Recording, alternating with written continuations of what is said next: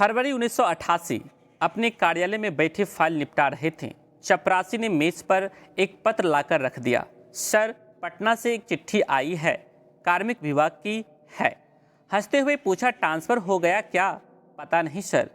खोल कर देखा तो सही में स्थानांतरण का ही पत्र था।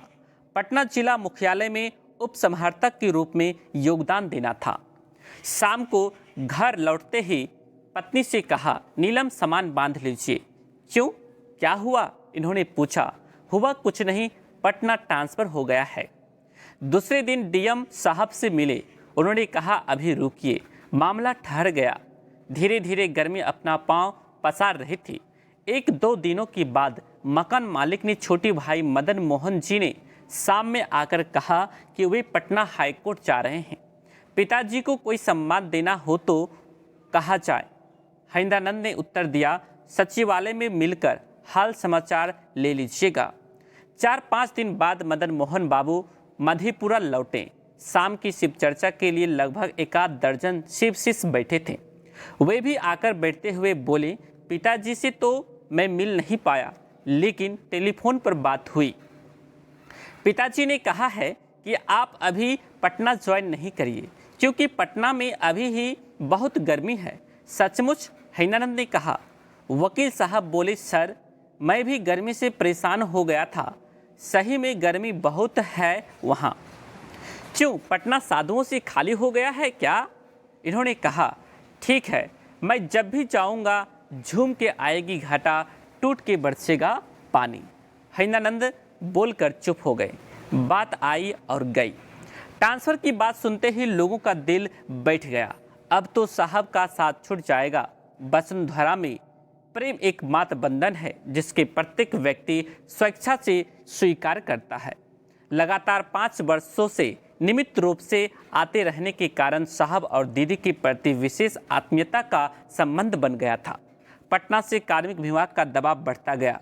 लाचारी में डीएम साहब ने कहा कि हैदरानंद जी, आप पटना जाइए। डीएम के कार्यालय कक्ष में विदाई समारोह संपन्न हुआ। नीलम कुछ लोगों की मदद से सामान बांधने लगी थी। शाम में आए लोगों से साहब ने कहा, भोला, आप और जगन्नाथ 2 और गुरु भाई को लेकर ट्रक से सामान लेकर पटना चले जाइए। बाबूजी का आवास महेंद्रों के पास है। हम लोग ट्रेन से आएंगे।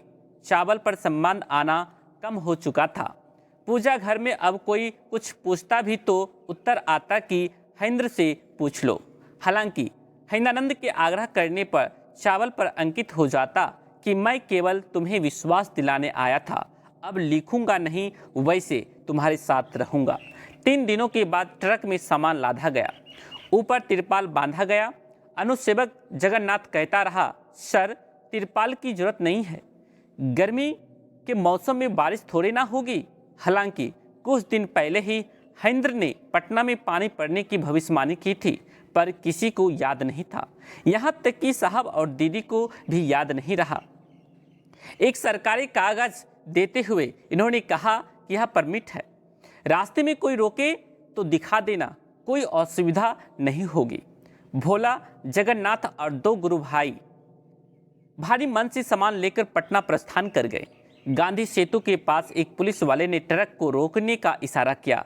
ड्राइवर ने रोकते हुए पूछा, क्या बात है? साइड करके लगाओ, दरोगा ने कहा। क्यों? चालक ने पूछा।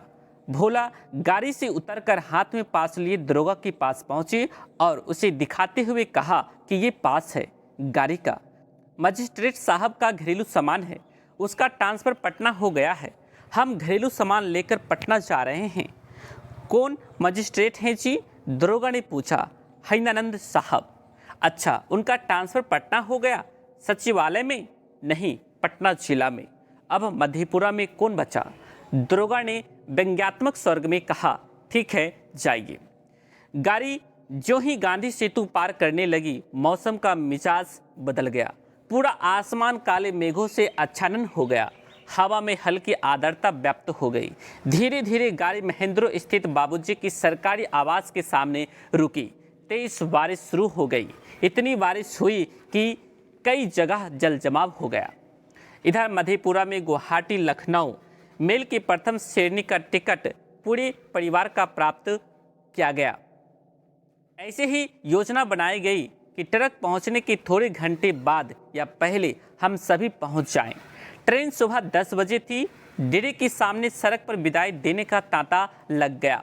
स्थानीय थाने की जीप पर सवार थाना प्रभारी और कुछ पुलिसकर्मी, गाड़ियों, टमटम और रिक्शा वालों का जुलूस स्टेशन तक सभी आए।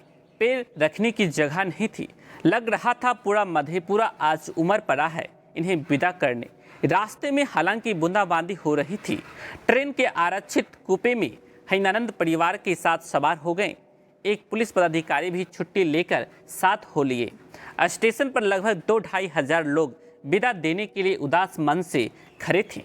आंखें नम थी। लगभग 6 वर्षों का साथ छूट रहा था। नीलम और बच्चे भी भावुक थे। ट्रेन ज़्यादा देर नहीं रुकती है वहाँ पर आज आधे घंटे से अधिक रुक गई। साहब ने किसी पदाधिकारी से कहा, ट्रेन खुलवाइए। सीटी बजी, ट्रेन ने रेंगना शुरू किया। हैनानंद और नीलम दरवाजे पर खड़े होकर हाथ जोड़कर सबको विदा कर रहे थे। अपने प्रेम और अध्यात्म से जिस मधेपुरा को इन दोनों ने सींचा था आज पीछे छूट रहा था। कई स्टेशनों को ट्रेन पार कर चुकी थी। दिन गर्म होता जा रहा था। अंधेरा होने से पहले हाजीपुर पहुंच गए। बाबूजी ने अपनी फिएट कार हाजीपुर स्टेशन भिजवा दी थी। बाबूजी सरकारी काम से राज्य के बाहर भ्रमण पर थे। स्टेशन से उतरकर हैनानंद अपने परिवार के साथ गाड़ी तक आए। हालांकि बूंदाबांदी शुरू हो चुकी थी।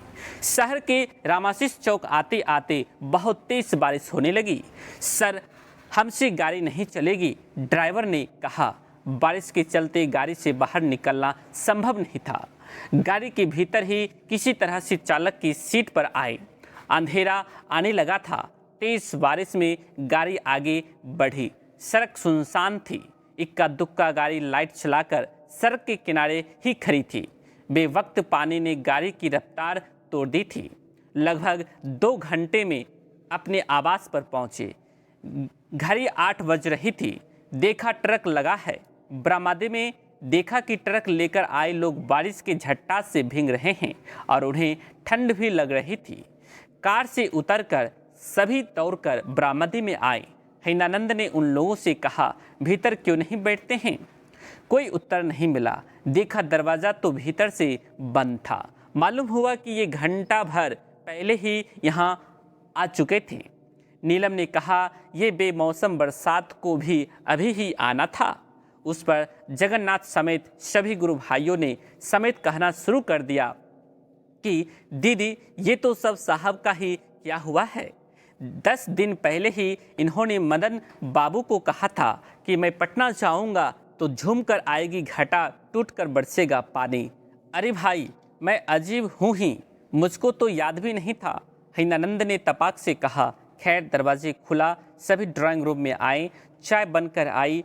कपड़े बदलकर लोग बैठे। दूसरे दिन देखा गया ट्रक पर लादा सामान पूरी तरह भीग चुका था। तिरपाल की छतरी कोई मदद नहीं कर सकी थी। आए लोगों को मधेपुरा लौटना था। सारे सामान को सुखाने और व्यवस्थित करने के लिए हैनानंद ने सभी को 4-5 दिनों के लिए रोक लिया।